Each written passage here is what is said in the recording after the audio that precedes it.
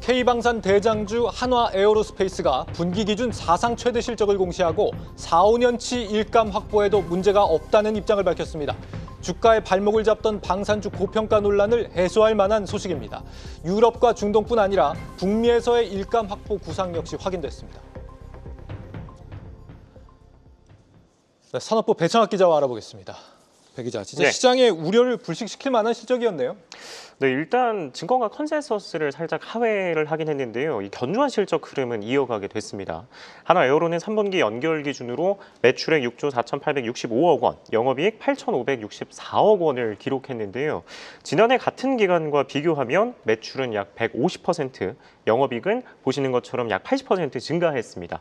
3분기 기준으로 분기 최대 영업이익이라는 성과를 달성했는데 살짝 아쉬운 점은 컨센서스였던 8,850억 원에 미치지 못했다는 점이고요.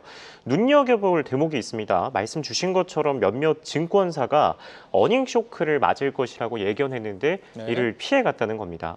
LS증권은 한화에어로가 3분기 연구개발비 이연과 같은 일회성 비용 부담 증대로 7,430억 원의 영업이익을 낼 것이라고 예상을 했습니다.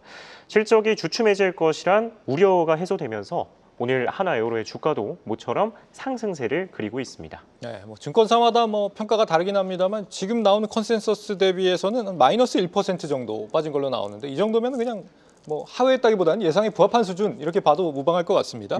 일회성 비용 부담이 상당할 거란 전망이 있었다라는 거 아니에요? 어떻게 근데 실적이 방어가 된 겁니까 이게? 일단 앞서 이제 LS증권만 두고 보면 영업이익이 한 전망치보다 20% 가까이 비용이 늘어서 낮게 나올 것이라고 봤었는데요. 여러 가지 요인들이 실적을 견인했는데 크게 세 가지로 볼 수 있겠습니다. 먼저 한화에어로의 양대 주력 사업의 동반 호조를 꼽을 수 있는데요. 회사의 캐시카우 역할을 하는 지상 방산 부문에서 매출과 영업이익이 둘 다 약 30%나 늘어났습니다. 또 수익성을 갉아먹었던 항공우주 부문도 기체 핵심 부품인 엔진 수리 수요 급증으로 매출이 25% 넘게 뛰었고 영업이익이 흑자로 전환했는데요. 다음은 내수가 힘을 실어줬습니다. 한화에어로의 내수와 수출 비중은 3대 7로 최근 들어서는 국내보다 외국에서 돈을 더 벌었습니다. 특히 폴란드와 루마니아 등 해외에서 따냈던 대규모 수주들이 올 들어 본격적으로 실적에 반영이 되면서 효자 노릇을 했는데요. 반면 국내에서는 돈벌이가 될 대형 프로젝트가 손에 꼽아서 비교적 잠잠했습니다. 그런데 이번 3분기에 특수 차량이죠. 이 정찰, 즉 화생방이 묻었는지 오염 여부를 확인하는 이 정찰차와 또 차에 실어서 무인기 같은 것들을 격추하는 차륜형 대공포라는 신무기가 실적을 견인해서 내수에서도 보시는 것처럼 1조 원을 넘보게 됐습니다.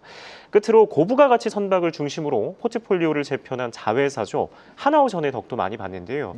하나오션은 LNG, 즉 액화 천연가스 운반선 건조와 두 자릿수의 마진율을 보장하는 군함 수리로 실적이 개선됐습니다. 매출은 10% 넘게 증가했고 영업이익이 특히 1000% 넘게 늘었습니다. 모회사인 한화에어로의 실적에도 하나오션이 호재로 작용을 한 겁니다. 다만 또 다른 자회사죠. 하나시스템의 경우 미국의 현지 필리조선소 적자 여파로 영업이익이 60% 넘게 줄기도 했습니다. 이 4분기에는 일회성 비용 부담이라는 것도 사라지는 거 아닙니까? 그럼 기대감을 좀 더 가져봐도 되겠습니다, 앞으로? 네, 맞습니다. 한화에어로 관계자도요. 실제로 3분기 내수와 수출 간 균형이 돋보였는데 4분기에는 해외 수주에 집중하겠다라며 이제 곧 좋은 소식이 들릴 것이라고도 했는데요. 그러면서 K9 자주포나 다연장 로켓포 천무는 물론 미사일이나 장약 등의 탑재체들 수주도 문제 없을 것이라고 설명했습니다. 한화에어로는 컨콜에서 오는 2029년까지 수주 잔고가 31조 원에 달해서 이제는 2020년대가 아니라 2030년대 일감을 확보하겠다고 밝혔는데요. 이를 위해서는 해외 현지 공장을 지을 예정입니다. 특히 K9을 팔기로 한 루마니아에 지어질 생산 공장을 대륙 생산 거점으로 삼아서 K9뿐만 아니라 현재 장갑차도 만들어 팔겠다는 계획이고요. 또 폴란드에는 천무 그리고 천무 탑재체를 만드는 공장을, 미국에는 화약이나 탄약 공장 등을 지어서 K9과 천무 중심으로 이루어진 이 한화에어로의 포트폴리오를 조금 더 다각화하겠다는 방침이고요. 그리고 컨콜에서 7,500억 원을 투자해 무인기라는 신사업도 추진하겠다고 공식화했습니다. 실제로 지난달 글로벌 무인기 업체죠.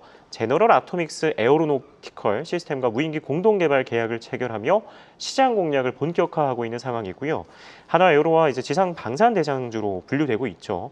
현대로템도 조금 전에 이제 3분기 매출액과 영업이익을 공개했는데 매출액이 1조 6,200억 원 가량, 또 영업이익은 2,777억 원을 기록했다고 공시가 됐습니다.